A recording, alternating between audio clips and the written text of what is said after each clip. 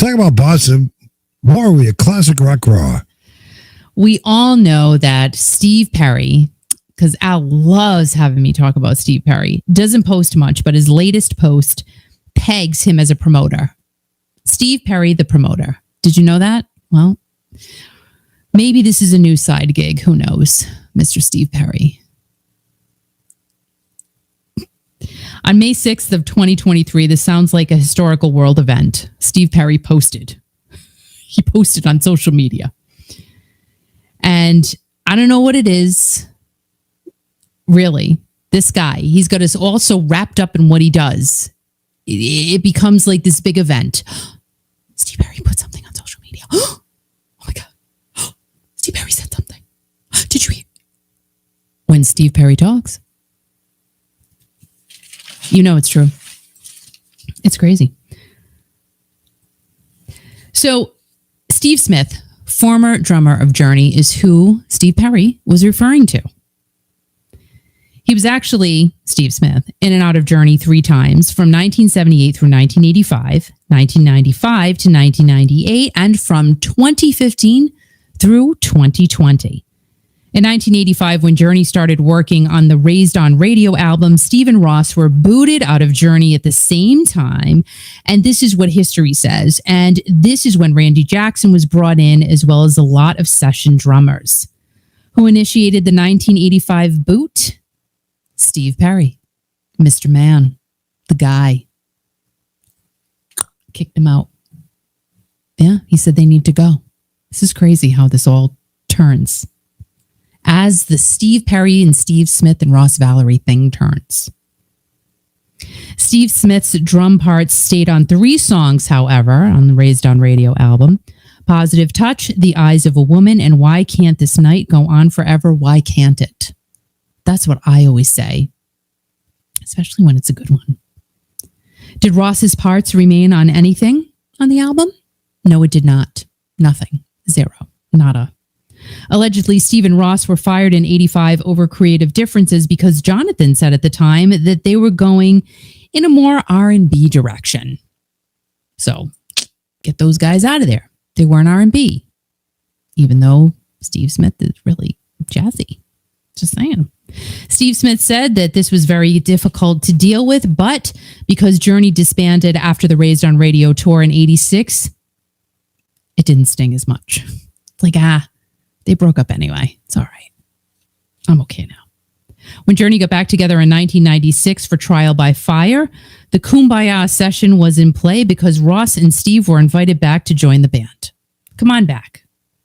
We don't, forget the R&B stuff. Just leave it at the door. Just come on back. And they did. In 1998, Journey was going to go on the road with the new kid, Steve Augeri, but Steve Smith was not into it, so he was out again. He's like, I'm not going. Don't take it personal, but I'm out. And that's when drummer-singer extraordinaire Dean Castronovo stepped in, and there's the second time Steve Smith was out of Journey.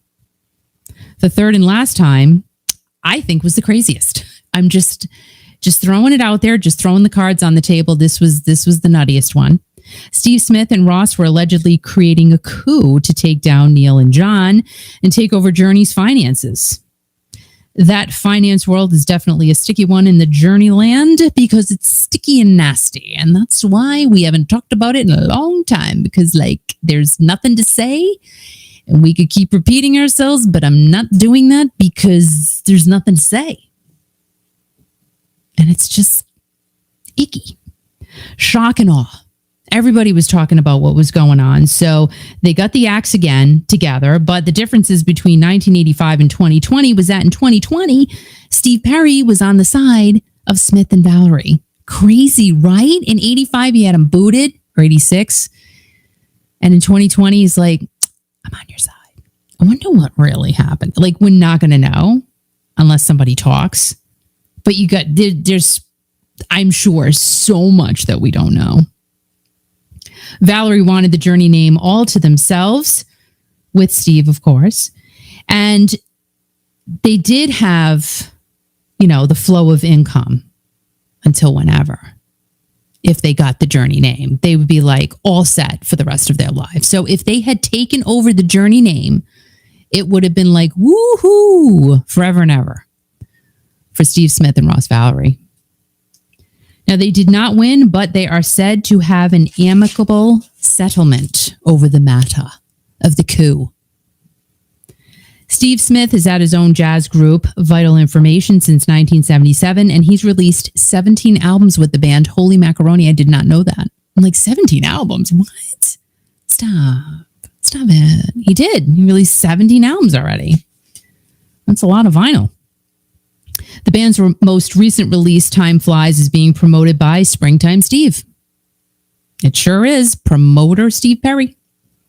2 posts before this one, SP was pictured with SS at the Catalina Jazz Club, so clearly there is still a very strong connection.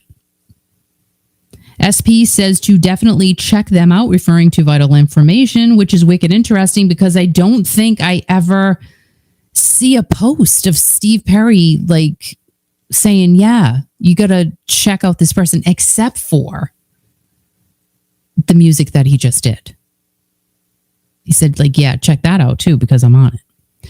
So Journey's 50th anniversary tour, he did not promote that. Isn't that interesting? Like, he didn't say, oh, go get your tickets now. Go see Journey on their 50th anniversary tour. He did not promote that. If I missed it, let me know in the comments, because I didn't see anything, but maybe there was something I missed. I'm not sure. And if I missed it, I am sorry. I do apologize immensely. But I'm sure you'll let me know because you guys are good at that. Now, I wonder if Steve Perry also thinks that past members of Journey should have been included in the 50th anniversary. I wonder what his thoughts are on that. And did Steve Perry ever consider for one little teeny tiny moment that he would show up on any part of that tour? These are things I think about, and I do think about these things. And another thing I think about, does Springtime Steve like the nicknames I have given him? Peppermint Perry, Springtime Steve. And now I'm trying to think of a summer one. I'm thinking Sizzling Steve. And I think I'm going to stick with that one. So I don't know. I don't know if he likes them. I have a feeling he doesn't.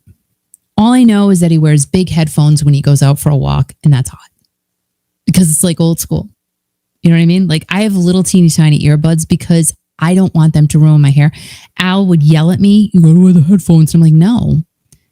But he just goes out with them on and he doesn't care. He's like, nope, I have my big headphones on and I like it. Big headphones. So I think we have to face the facts that Steve will not be touring, or probably not even doing shows. Will he potentially maybe do a small show or a small appearance here and there somewhere? I don't know. He hasn't done one in a long time. I just don't know. You know, he might end up showing up my house and telling me to stop making up nicknames for him, but I don't think I'll ever. It's not going to happen. That's it. It's final bottom. Yeah. So, you know, I don't know. I think it's kind of interesting how Steve Perry's relationship with Steve Smith has evolved into, you know, like hugging him at his, you know, show at the Catalina Jazz Club. And now he's promoting his album. I think it's great. I think that, you know, it's cool how time heals things. You know where I'm going with that, but I'm not going to go. We're going to stay here. We're staying here. So hopefully, you know, that happens with some others. I'm just throwing it out. You know, we'd like to see some happiness on that side of the house, but who knows? I don't know how. It's pretty scathing. So I don't know if we're going to see that, but I'm glad Steve Perry is happy. He seems really, really happy. And I just wish I could bump into him just to say, can I give you a hug? I just want to. I don't know why. Well, you know why? Because I didn't get to hug him at that event. It was very quick. I don't even remember it. It was so fast. It was like, what just happened? And then we got shoveled out into the pouring rain again to get to the car. But you know what? It happened. It was great. It was a great day, and I'll never forget it.